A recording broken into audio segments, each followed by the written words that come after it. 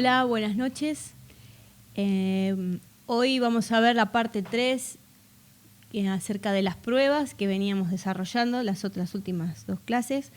Y las últimas dos reuniones establecimos que las pruebas de Dios constituyen el examen que Dios hace de nuestros corazones para ver si ya estamos listos, a ver dónde estamos parados, a ver si ya estamos listos para llevar a cabo la obra de fe que Él nos encomendó.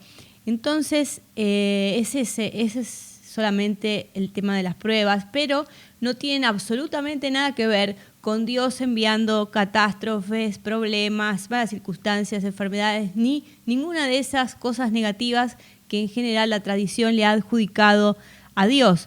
Así que bueno, sabemos también y establecimos que todos ese tipo de cosas negativas, esos problemas, vienen por culpa del diablo, por cuestiones del mundo caído, que el sistema está corrompido, viene también por gente mala, gente perversa, que comete malas acciones, miente y tantas otras cosas, y también de nuestras torpezas o malas decisiones que son comunes también que pasen. Entonces, bueno, vamos a ir a Lucas 8, donde está la parábola del sembrador, que esa la pueden leer toda entera, es muy, muy interesante, ¿no? Ahí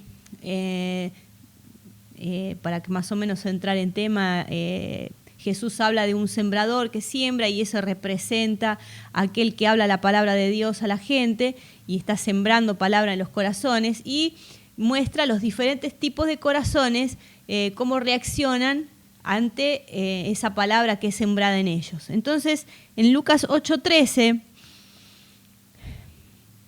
vamos a ver uno de los tipos de personas que recibe la palabra.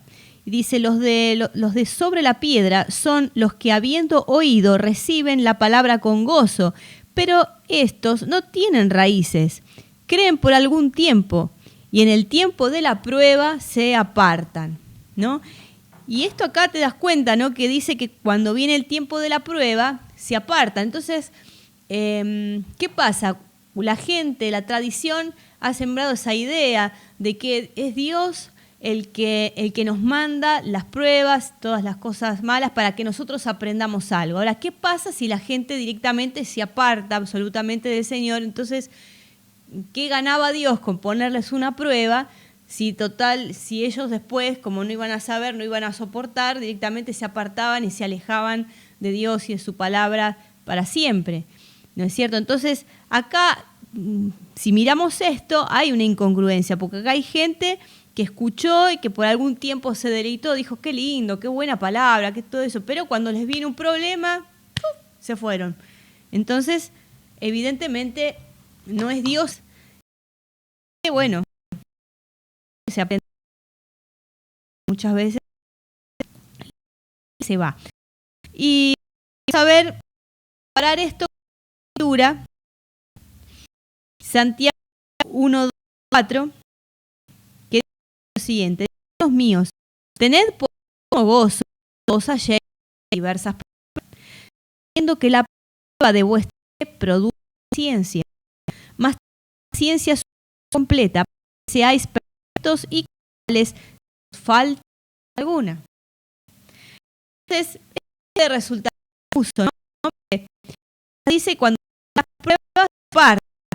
De hecho, que bueno, nosotros conocemos personas que han pasado por económica y que se recuperaron, muchos que han tenido problemas graves e incluso hasta se han suicidado. Entonces, bueno, y quienes han tenido problemas matrimoniales, ¿no?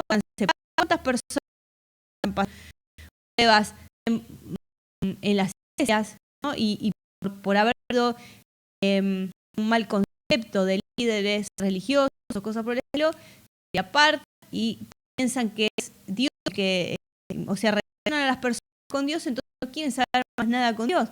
Entonces, es todo un tema. Dios no pone esas pruebas. Nada nada que ver.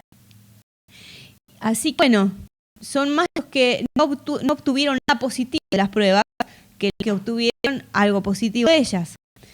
Entonces, ¿cómo es que las pruebas pueden traernos paciencia? ¿Y cómo podemos tener gozo, ¿no?, en medio de las pruebas, como dicen estos versículos? Vamos a seguir leyendo otra porción de la Escritura a ver si nos trae un poco más de luz sobre el tema.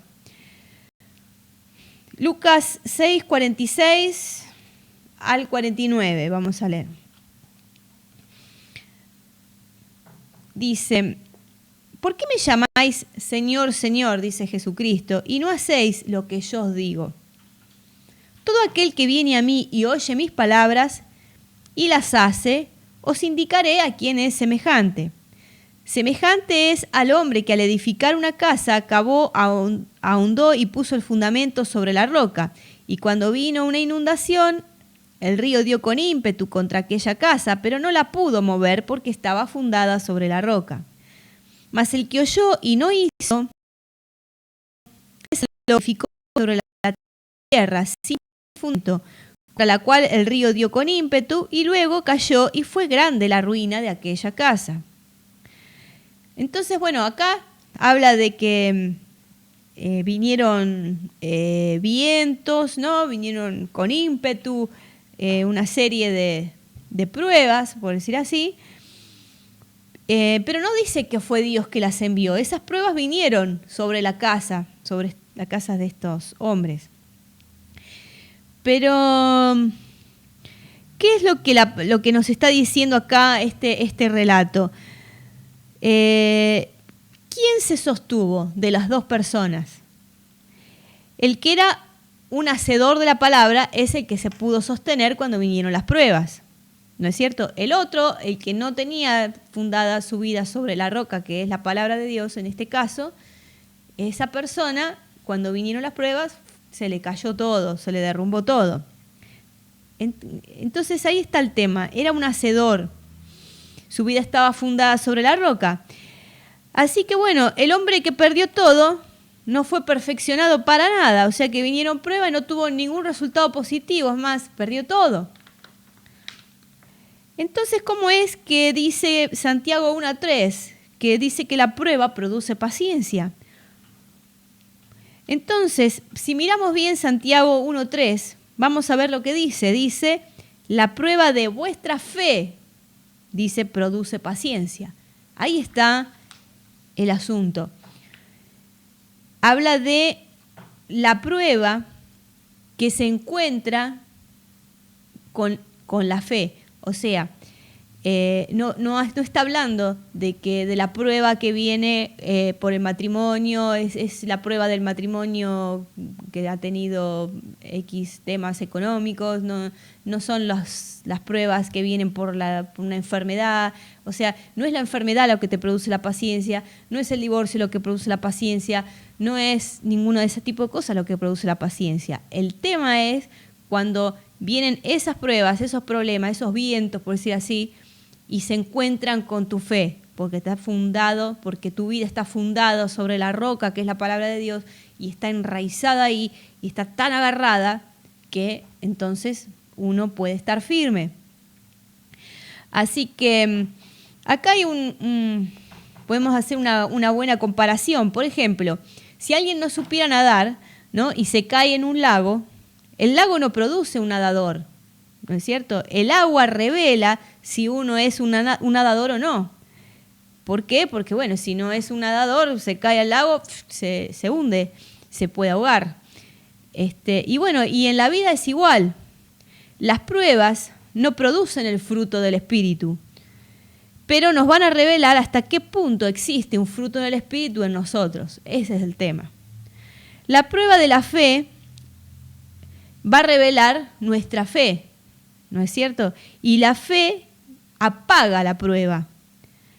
La prueba que no se encuentra con la fe puede vencer a la persona totalmente. Ahí está el tema. Esa es la prueba de la fe, es la que produce paciencia. Cuando Cuando vos conocés la palabra de Dios, sabés que el resultado va a ser bueno, vos estás en esperanza, estás en fe ante una circunstancia mala, ante una enfermedad, sabiendo que Jesús es tu sanador, que ya te sanó hace más de 2000 años. Entonces, vos tenés paciencia porque vos estás esperando para ver ese resultado final que es bueno. Entonces, ahí, en ese tiempo, se va a revelar ese fruto del Espíritu, que es la paciencia. Porque vos vas hacia un resultado. No es que no tenés ninguna esperanza, no tenés fe en nada y entonces no vas hacia ningún lado, vas hacia la desesperación y no sacás ningún provecho de eso. Así que bueno, y veamos Efesios 6:16, nos dice este asunto, nos da una pauta más acerca de este asunto, porque dice, sobre todo, tomad el escudo de la fe, con que podáis apagar todos los dardos de fuego del maligno. Ahí está. Viene la prueba, vienen esos vientos, ¿no? Y yo saco el escudo de mi fe. Entonces la prueba se encuentra con mi fe. Y ahí, entonces yo venzo la prueba. No puede pasar, no puede. Así que bueno. La fe es un escudo que nos ayuda a resistir en el día de la aflicción para apagar todos los problemas que vienen. ¿Y esos problemas de dónde vienen? ¿Vienen de Dios? No, esos problemas vienen del diablo, porque acá dice apagar todos los dardos de fuego del maligno. O sea que cuando vienen dardos de fuego, y léanse dardos de fuego como enfermedades, problemas económicos, problemas, circunstancias malas y todo lo negativo que te puedas imaginar. Todas esas cosas son dardos de fuego del maligno. Entonces, ese es el tema. Cuando las pruebas económicas o de la salud no se encuentran con el escudo de tu fe, pueden destruirte.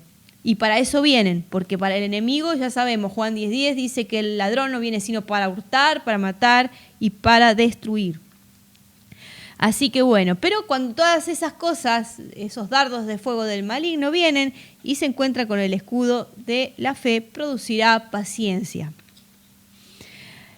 La porción anterior que leímos en Lucas, ¿no?, sobre la parábola del sembrador, habla de que cuando vinieron esas pruebas, ¿no?, esa gente que no estaba enraizada en la palabra de Dios, se apartaron. ¿Por qué? Porque bueno, no tenían el escudo de la fe como para poder soportar esos dardos de fuego. Nosotros vamos a estar desarrollados en ese escudo de fe cuando nosotros tengamos mucha palabra en nuestra mente, cuando la hayamos meditado, cuando la creemos realmente, es algo que es parte de nosotros, está en nuestros corazones. Nosotros debemos estar arraigados en Cristo, debemos ahondar en nuestra identidad en Cristo. Nosotros ya no somos personas solamente de cuerpo y alma, sino que nosotros ahora tenemos introducido el espíritu del vencedor adentro de nosotros y tenemos que saber quiénes somos ahora. Así que bueno, ese es el tema, es la fe en nuestro Señor Jesucristo, es el poder que hay en Él y ahora habita en nosotros. Así que bueno, por eso cuando uno no está maduro en estas cosas, no puede resistir los dardos de fuego que vienen del enemigo. Y bueno, y la única forma de resistir estos dardos de fuego es someterse al Señor. Como dice Santiago 4:7, dice, someteos pues a Dios, resistid al diablo y huirá de vosotros. La forma de someterse es estando involucrados con la palabra de Dios, leyendo las cosas de Dios, proclamando las promesas de Dios, los logros de Jesús, sembrando palabra en nuestras vidas, en todas aquellas áreas en las que nosotras tengamos necesidad, ponemos palabra de Dios en el medio. Así que bueno, es así que cuando nosotros sembramos palabra en nuestra vida, entonces es así como el niño aprende paciencia haciendo una germinación, ¿no? Una vez vieron esas germinaciones que nos hacían hacer en la escuela, por lo menos acá en Argentina nosotros nos hacían hacer, pones un frasquito, un papel secante, algodón con agua y unas semillas, ¿no? De no sé, porotos, otros u otras cosas, y de a poquito, todos los días vas mirando, sale un poquito, sale una raíz, sale la plantita, vas viendo todos los días. Bueno, de esa misma forma, nosotros también sabemos que el resultado, así como del poroto va a dar una plantita, nosotros sabemos que tarde o temprano nuestra victoria es un hecho, porque la palabra de Dios dice que nos hizo más que vencedores y que si resistimos vamos a tener también, vamos a ver nuestra victoria. Así que bueno, de esa misma manera nosotros resistimos ante cualquier prueba, sabiendo, con paciencia, sabiendo cuál es el resultado final, que es nuestra victoria. Así que bueno, tarde o temprano el fruto se va a manifestar. Así que bueno, ese es el tema. Cuando viene la prueba para destruirme, la prueba se encuentra con mi fe. Y ahí está. Y no estamos nosotros sometidos a Dios, ¿no es cierto? Y el diablo tiene que huir. Así que bueno, ¿cómo podemos saber que estamos resistiendo con el escudo de la fe? Bueno, en Santiago 1:4 dice: mas tenga la paciencia su obra completa, para que seáis perfectos y cabales, sin que os falte cosa alguna. La gente que resiste por la fe sale intacta de las pruebas. La paciencia es el producto de la prueba de la fe y no les va a faltar cosa alguna. Paciencia no es pasividad. No debemos confundir. La tradición confunde paciencia con pasividad. Y bueno, ¿no? Una resignación, una cosa pasiva, cuando viene la prueba, se dejan estar. Eso no es paciencia. El que es pasivo, ¿no? Se va a quedar sentado, van a pedir oración, pero eso no es resistir. El que es pasivo no proclama, el que es pasivo no pelea. Eso parece paciencia, porque uno tiene una actitud así tranquila, por decirlo así. Pero eso es pasividad, y la paciencia no tiene que ver con lo mismo, tiene que ver con otra cosa. Perdón, el celular. Ya está. Cosas que pasan. Así que, bueno, entonces, una vez que entendemos esto, ¿no? Podemos entender más claramente otros pasajes de la Escritura que son usados muchas veces para decir que Dios nos aflige con pruebas. Por ejemplo, tenemos, quería decir algo más acerca del resistir. La resistencia que nosotros ponemos a las pruebas no es una resistencia de pasividad. La resistencia que nosotros ponemos es una resistencia activa, una resistencia que dice no, una resistencia que dice Cristo dijo que Él se llevó mis enfermedades y mis dolencias, por lo tanto yo no voy a aceptar esto, te vas de acá enfermedad, salí de mi cuerpo, salí de mi vida, en el nombre de Jesús, ¿no? Es una resistencia activa, es una resistencia que pelea, que batalla para poder ganar, la victoria que nos corresponde en Cristo Jesús, ¿no es cierto? Entonces eso es lo que quería agregar, que no, la paciencia no es pasividad, hay una resistencia activa.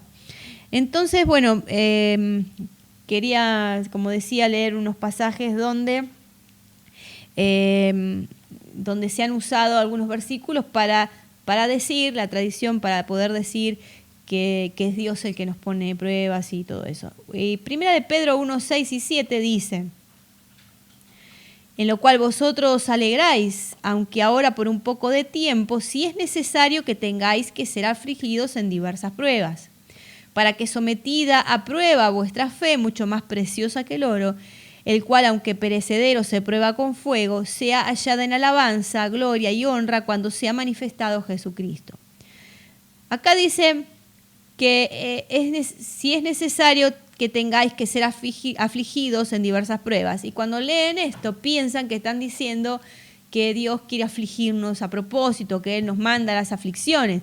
Pero eso contradice el resto de la Escritura, que dice, ¿cierto? Que dice que Dios nos hizo más que vencedor en toda situación, que nos dio toda una armadura de Dios para poder resistir las acechanzas del diablo, ¿no es cierto? O sea que una interpretación de ese estilo tira abajo un montón de otras escrituras que son muy claras. Entonces, ¿cómo entendemos esto? ¿Por qué es necesario que seamos afligidos en diferentes pruebas? Porque como dijimos antes, estamos en un mundo caído y no podemos evitar que se generen problemas. Los hay, va a ser necesario, sí, no nos va a quedar otra que pasar en determinados momentos por diferentes pruebas. Así que bueno, el día en que Jesucristo se manifieste, como dicen los versículos, lo que va a permanecer son los frutos nuestros provenientes de la fe. Entonces vamos a recibir recompensa por cada situación en que le creíste a la palabra de Dios a pesar de las circunstancias. Lo que nosotros hemos creído no se pierde nunca, es la fe lo que le agrada a Dios acerca de nosotros. Eso es lo más grande que Dios quiere de nosotros, que creamos a Jesús, que le creamos a Él. Y con eso tenemos la puerta abierta para todas las cosas. Entonces, eso es re interesante, porque lo que va a permanecer no son las obras en sí, porque hay obras que se hacen por intereses diversos, ¿no? Intereses personales, intereses de ser vistos por los demás, intereses de poder, de dinero y tantas otras cosas. Pero acá se trata de cuestión de creencia, cuestión de fe, cuestión de confiar en Dios. Eso es lo que a Dios le agrada, eso es lo que Dios busca de cada uno de nosotros.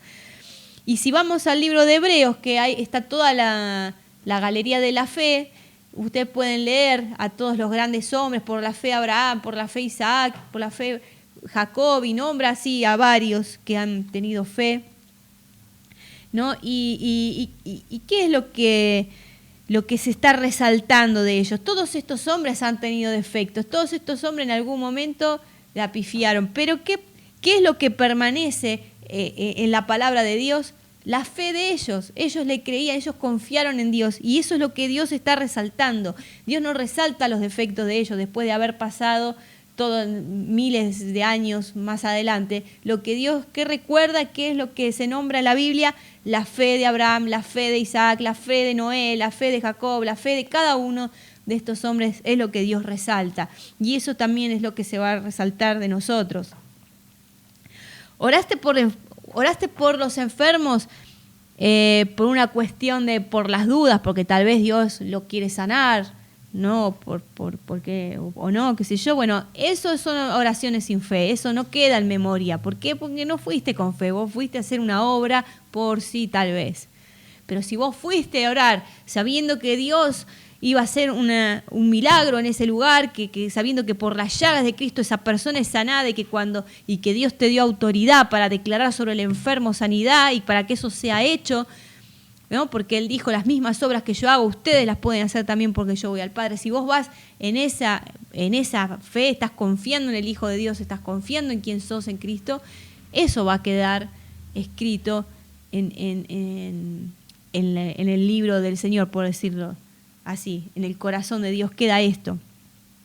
Eso es lo que va a ser recordado y que no va a morir nunca tu obra en ese aspecto. Así que bueno,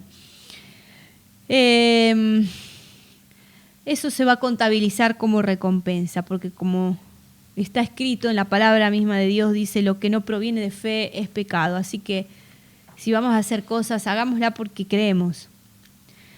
Y bueno, entonces, habiendo profundizado en el tema, sabemos que Dios no es quien nos somete o nos pone o permite las pruebas, ¿no? Sino que Dios es el que nos ha equipado para ser más que vencedores en cualquier situación. Y la fe es la pieza fundamental, es el escudo con el cual podemos resistir. Ahora, cuando vienen las pruebas, no pensamos que solo a Dios le sirven, ¿no? Para ver dónde estamos parados. Y es verdad, Dios nos examina, Él se fija así a ver cómo reaccionamos, qué estamos pasando cuando. Pero nos sirve también a nosotros para hacer una autocrítica. ¿No es cierto? Esta autocrítica no es para destruirnos a nosotros mismos, por condenarnos. Ay, como yo no hice, ay, qué sé yo. No, porque no hay condenación para los que andan en Cristo Jesús. Pero nos sirve a nosotros para evaluarnos a nosotros mismos. Y es siempre sano tener una autocrítica sana, ¿no? Y sirve para nuestro propio crecimiento. Y vamos a ver esto en 2 Corintios 13:5. Dice, examinaos a vosotros mismos si estáis en la fe, probaos a vosotros mismos. ¿O no os conocéis a vosotros mismos que Jesucristo está en vosotros, a menos que estéis reprobados? Tengo otra versión de la Biblia que dice, es el mismo versículo, en la Biblia Dios habla hoy, dice, examínense ustedes mismos para ver si están firmes en la fe. Pónganse a prueba. ¿No se dan cuenta de que Jesucristo está en ustedes? A menos que hayan fracasado en la prueba. En cuanto a autoexamen o crítica, hay otra cosa en donde debemos observarnos a nosotros mismos y es en nuestras obras. Vamos a Gálatas 6:3 y 4. Dice, porque el que se cree ser algo, no siendo nada, a sí mismo se engaña. Así que cada cual someta a prueba su propia obra y entonces tendrá motivo de gloriarse solo respecto de sí mismo y no en otro. ¿No es cierto? Eso dice que cada uno de nosotros ponga a prueba su propia obra, ¿no? O sea, no estés fijándote en lo que hace otro, que qué sé yo, ¿no? Ay, este no hizo ni la mitad de lo que yo hago, entonces al final yo termino vanagloriando de mis propias obras. ¿Por qué? Porque me estoy comparando con lo que hace otro, o lo que qué sé yo. Sino que empecemos a mirarnos a nosotros y evaluarnos a nosotros para que esto nos sirva para nuestro propio crecimiento. Entonces, no solamente le sirve a Dios, no solamente Dios nos examina a nosotros, sino que la Biblia nos manda a que nosotros también nos examinemos a nosotros mismos para ver dónde estamos parados. Y seamos honestos cuando nos examinamos a nosotros mismos, no nos engañemos. Así que otro aspecto de la prueba que quiero tocar es el tema de la tentación. Este es un punto también interesante. Santiago 1:13 habla de esto. Dice, cuando alguno es tentado, no diga que es tentado de parte de Dios, porque Dios no puede ser tentado por el mal, ni él tienta a nadie. Miremos la palabra tentar en el griego, ¿no? La palabra que se ha traducido tentar es la palabra peirazo, con Z, peirazo. Puede traducirse tanto como tentación o como prueba. Es lo mismo, quiere decir lo mismo. De hecho, hay una Biblia, como la Biblia de Jerusalén, que lo tradujo como prueba a este versículo. Y no lo escribí acá, pero si alguno tiene el Eastword lo puede corroborar. Dice, cuando alguno es probado, no diga que es probado de parte de Dios, porque Dios no puede ser probado por el mal, ni él prueba a nadie. Entonces, y tentar y probar es más o menos, para los griegos se ve que era más o menos lo mismo. Y entonces es como ridículo estar diciendo, cuando la Biblia prácticamente está afirmando con esto que Dios no es el que pone las pruebas. Si fuera Dios que le permite al diablo ponernos las pruebas, por ejemplo, cosas por el estilo, es como decir que Dios mismo es el autor intelectual de ellas, porque ahí está dando un permiso al enemigo, pero estas cosas no son así, porque entonces Santiago 1:3 estaría mintiendo, porque las pruebas de una u otra forma son también tentaciones o generan tentaciones. Por ejemplo, una mujer que coquetea con un hombre casado está tentando a ese hombre y a él le genera una prueba, va a tener que ponerse firme, decidir, qué sé yo. En el caso de una enfermedad grave, también es una prueba en el cuerpo y va a generar una tentación. ¿Qué va a hacer? ¿Le va a creer a los diagnósticos médicos o le va a creer a Jesucristo que dijo que por la llaga de Cristo es sanado? ¿Va a creer que se está por morir y que ya no hay esperanza para él? O por más que los diagnósticos sean malos, va a creerle a Jesucristo que hay vida y que hay sanidad para su vida. Todas las pruebas de alguna u otra forma generan tentación, por eso no me parece extraño que en el griego sea más o menos lo mismo, tentación y prueba. Pero es bien clara la palabra, Dios no puede ser probado o tentado por el mal, ni él prueba ni tienta a nadie. Siempre fue el diablo el que fue el tentador. Siempre lo van a ver así en la Biblia. Así que bueno, por eso bueno, es imposible que Dios sea el generador directo o indirecto de pruebas o tentaciones. No tiene nada que ver. Dios es luz y no hay ninguna tiniebla en Él. Él es limpio, Él es bueno, y cuando decimos bueno es totalmente bueno. El diablo es totalmente malo y Él es el que viene a hurtar, matar y destruir. Dios vino a traer vida y vida en abundancia por medio de Jesucristo. Así que bueno, si las pruebas de la vida no encuentran una fe activa en nosotros, vamos a ser derrotados cada vez. La fe proviene de Dios y las pruebas son del mundo y del diablo. Y Dios nos ha equipado para vencer las pruebas por la fe en Jesús.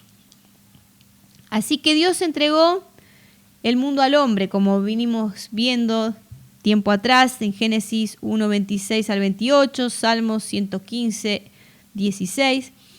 Y desde el Edén hasta ahora, Dios permite lo que el hombre permite. Y eso puede sonar raro, pero es la verdad. Dios permite lo que el hombre permite. Dios, si bien conoce todas las cosas, no controla todos los eventos en todas las vidas. No controla, no está controlando permanentemente todo lo que pasa. Así que bueno, es como, vamos a decir, es como un partido de fútbol, ¿no? Donde el dueño del equipo, de un equipo, provee la cancha, los uniformes, los sueldos, la pelota, todo, la competencia, ¿no? Hay un equipo tiene todo eso, está el dueño de todas las cosas. Pero no es correcto que culpemos al dueño si el equipo contrario mete un golazo. No es cierto, no es la culpa del dueño. Están jugando y hay uno que mete un gol. No fue su voluntad, no lo autorizó porque él es del otro equipo, pero ahí está. Así es, los goles suceden y es parte del juego. Entonces así es como nosotros también vivimos en un mundo que está caído, ¿no? Dios es el dueño de todas las cosas, pero es una lucha. Nosotros vivimos en una guerra. Entonces ahí está el tema. Si nosotros conocemos nuestros derechos, conocemos la palabra de Dios, nos paramos firmes en la roca de la palabra, nosotros vamos a meter nuestros goles. Pero si no, si no estamos bien entrenados en estas cosas, el diablo nos va a meter los goles. Y no es culpa de Dios. Es culpa tal vez de la mala enseñanza, de la ignorancia que nosotros tenemos, de lo que nos corresponde. Así que así es, vivimos en un mundo caído bajo el dominio de un ladrón que viene a hurtar, matar y destruir. Y el hombre tiene libre albedrío.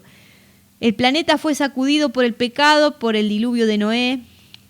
Y bueno, Dios permitió todo esto, si les gusta usar la palabra permitir, desde el principio, porque Él había dado derecho al hombre de decidir sobre el mundo y decidir, le dio el gobierno al hombre. Y Él no va a intervenir. Desde aquel día está dejando al hombre que decida, le está mostrando la verdad, le está diciendo, seguí acá está la verdad, movete de esta forma, pero el hombre siempre decide hacerlo de la otra o de hacerlo de la buena forma. Así que bueno, y la única manera que Dios puede intervenir es a través de los pactos, cosas que hemos visto. Un pacto entre Dios y el hombre establece una manera para que Dios actúe conforme a su voluntad en los asuntos de los hombres, especialmente a los hombres del pacto que les corresponde. Así que bueno, Satanás en la Biblia figura como el Dios de este siglo, el acusador de los hermanos desde el principio. Él tenía el derecho de acusarnos delante del trono de Dios porque él había llegado a ser el representante del hombre a causa del pecado. Él se puso ahí como representante del hombre. Pero cuando Jesús hizo la redención para toda la humanidad y se sentó a la diestra de Dios, Él, Jesucristo, llegó a ser nuestro intercesor. Y ahora el diablo no tiene cómo acusarnos porque nosotros tenemos un abogado que es Jesucristo. Sin embargo, Dios sigue permitiendo lo que el hombre permite, hasta que Jesús venga a tomar posesión de todo. Se va a seguir siendo así hasta que el día que Jesús venga y tome posesión de todo. Y esto es importante siempre recordar, Dios no está activamente permitiendo o autorizando las enfermedades y las tragedias. Estas cosas existen. Lo que Dios ha hecho es equiparnos para vencer en todas estas cosas. Su voluntad es siempre la sanidad, es siempre la victoria para todos sus hijos. No hay acepción de personas para con Dios. Él los ama a todos por igual y todo lo que Jesús hizo en la cruz es para todos los hombres y para todos los que crean, obviamente, y se hacen dueños de todo esto.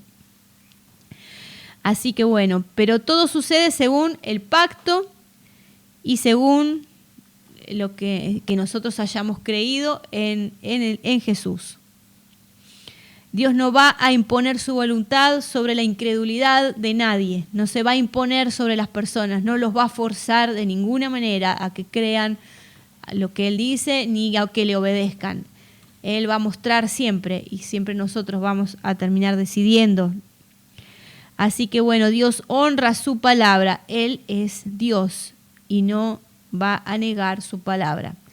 Así que nos ha dado todo para que tengamos una vida victoriosa. Él no nos pone obstáculos, no nos pone escollos. Él nos dio a Jesucristo y con Él nos ha dado todo. Nos dio la vida eterna, nos dio sanidad, nos dio victoria, nos dio salvación, nos dio el perdón, nos dio todo. Y ya está hecho, son cosas ya hechas. Ahora depende de nosotros si vamos a tomar posesión de todas estas promesas y de todos estos beneficios y vamos a vencer al enemigo o no. Como les decía, desde el tiempo del Génesis, Dios permite lo que el hombre permite. Así que bueno. Entonces, hasta aquí hemos llegado con el asunto de las pruebas. La tercera parte ha terminado. Y bueno, ya vamos a seguir con más. Vamos a seguir sacando más tradiciones que minan la fe de nuestro camino para que podamos tener nuestra fe limpia y poderosa y podamos caminar en victoria y en poder, que es como Dios quería que nosotros caminemos. Así que vamos a orar. Señor, te damos gracias, Padre, por tu amor, por tu poder. Señor, todas esas cosas que pusiste en nosotros cuando Cristo vino a vivir en nosotros. Gracias, Señor, te damos por todo esto. Gracias porque podemos vivir tranquilos, sin temor del mal, Señor, porque sabemos que vos sos nuestro respaldo en todo sentido y que vos, Señor, sos el que suple todas nuestras necesidades. Te damos gracias, papá, gracias por tu amor, Señor, por tu misericordia, por tu bondad. Señor, gracias porque nosotros realmente lo tenemos todo y gracias porque se revele toda esta verdad a nuestros corazones, Señor, y la de todo, en el corazón de todos mis hermanos, que pueda revelarse esta verdad de que vos no nos estás poniendo obstáculos, ni pruebas, ni cosas que nos hacen sufrir, ni nada por el estilo, sino que por el contrario nos diste un Salvador y nos diste una armadura y nos investiste de poder de lo alto para que nosotros podamos ser testigos de tu amor, testigos de tu poder, Señor, y todas las cosas que vos nos has dado son todas buenas dádivas y bueno, y estás siempre con nosotros hasta el fin. Te damos gracias por todo esto, Señor. Gracias por poder seguir creciendo en el conocimiento de vos, de tu palabra y de quiénes somos nosotros en Jesucristo. Gracias, papá, por todo esto en el nombre de Jesús. Amén. Y bueno, cualquier duda, cualquier cosa que quieran consultar, saben que están mail disponible, contacto@revoluciondefe.com y nos vemos el próximo lunes a las 20 horas sacando más tradiciones que minan la fe. Chao, nos vemos, bendiciones.